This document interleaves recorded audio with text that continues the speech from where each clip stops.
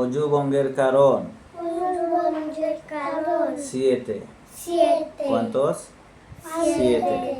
Primera, পিপি কাকা পেদু করলে অজু ভঙ্গ হয়ে যায়। 2 নম্বরে ঘুমালে।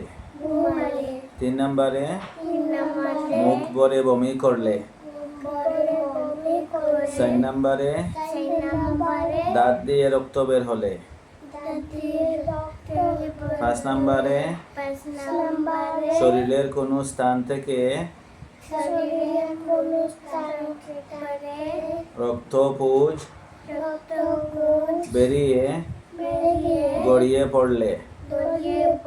6 নম্বরে মাতাল বা পাগল হলে। পাগল কিতা লোক। 7 número 7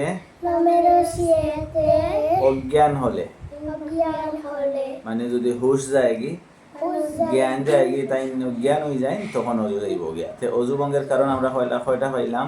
পিপি কাকা পেদু করা, মুখ ভরে বমি করলে, ঘুমালে, তারপরে দাঁত দিয়ে রক্ত বের হলে, শরীরে কোনো স্থান থেকে রক্ত পুঁজ বেরিয়ে গড়িয়ে পড়লে, তারপরে পাগল হলে, তারপরে অজ্ঞান হলে। এগুলো হলো অজু ভঙ্গের কারণ। ঠিক আছে?